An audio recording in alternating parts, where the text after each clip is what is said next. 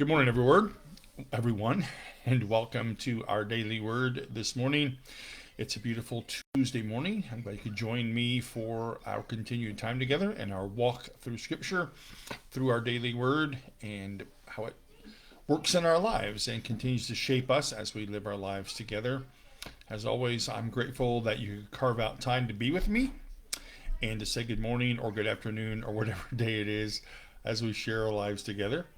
As you can see, Mr. Carter James Oates is with me today, and today's his last day before kindergarten starts tomorrow. Yay, kindergarten! Are you going to kindergarten, Carter? Hey, are you going to kindergarten? Yeah. What's your teacher's name?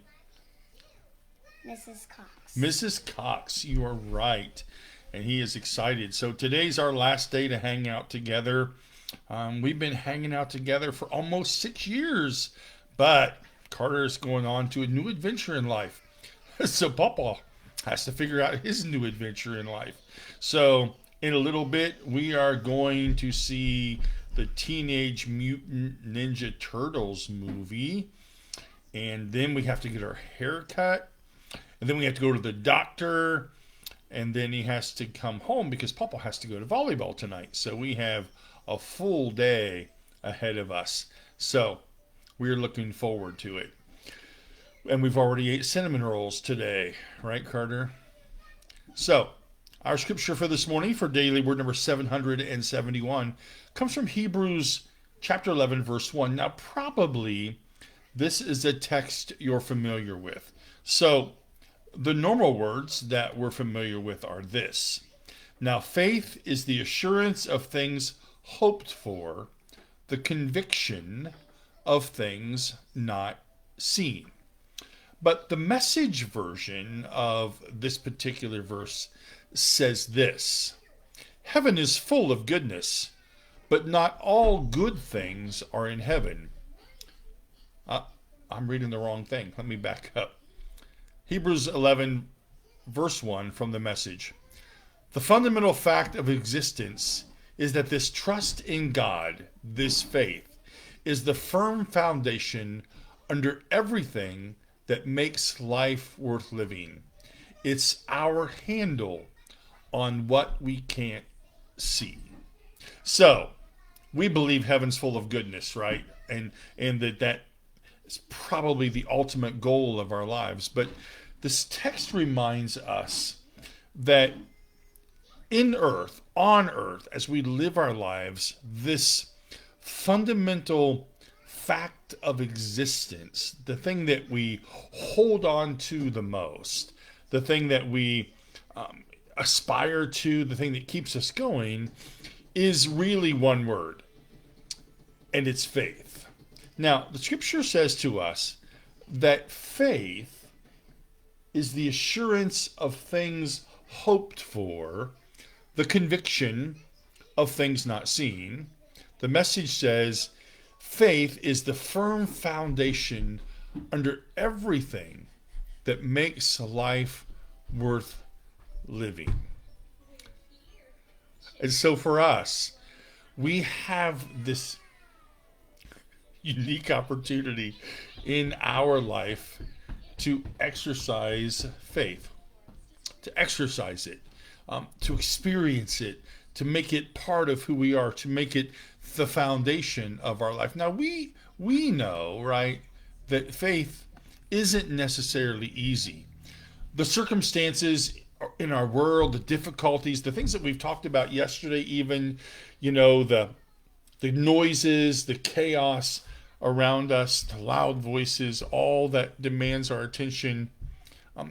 It's hard because we are so much better, me included, are so much better with the things that we can see, the things we can grasp, the things we can wrap our hands around, the things that we can package up, the things that make sense to us.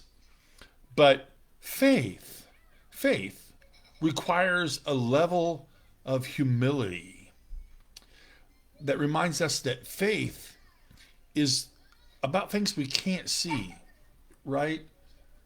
But things we hope for. It's conviction. It's our trust in God, to know that we trust God beyond our senses, beyond what we know, beyond what we can wrap our hands around. So, in the midst of confusing days, in the midst of difficult times, what will we decide to do? In the midst of all of this, we can, lose faith and just say, I give up. This world's too hard. I can't figure it out. All these noises. Or we have the opportunity, the possibility to know that in this life that we live, we have this incredible choice to make that's called faith. Faith, the essence of things not seen. Faith, the essence of things hoped for, the conviction of things not seen. Faith, and it's deep inside of us. And I think for us, as we live our lives, as we shape them, as we continue to grow in them, no matter what our age, faith is this big thing. So, I've been thinking a lot about Carter. So yesterday, he and I hung out and we did all the things we needed to do, and he went to his open house and he's ready to go with the faith of a kindergartner, right? The faith in Mrs. Cox, the faith in his bus driver. He has to have a number when he goes to the lunch line. And he already knows it. He already has it memorized. I was impressed when his dad said this morning, tell Pawpaw your lunch number. Faith is this trust in God, this fundamental trust in God that's the firm foundation of life that makes everything worth living. And it's true for us. We trust that God guides us in our daily lives, moves us, goes with us, no matter what our circumstances are. If it's true for Carter, as it is for other kindergartners, it's true for us, right? That our faith is the very foundation of who we are. The very foundation of who we are. And it's the thing that's available to us that guides us in our lives. And that's important for us. And it's important for all of us, this idea of faith. The assurance of things hoped for, the conviction of things not seen. And so I hope that word faith for us is indeed our foundation, and it helps us, as we live our lives, and that we have faith in other people, and faith in that things are going to go the way they're supposed to go, and that's how we live and how we trust God with all of our lives. So that's our word for today. I hope it's a good word for you as we live our lives together. I pray you'll know of God's love that surrounds you in these days. Know of my love for you, and I look forward to seeing you tomorrow morning at 10 o'clock. Have a great day.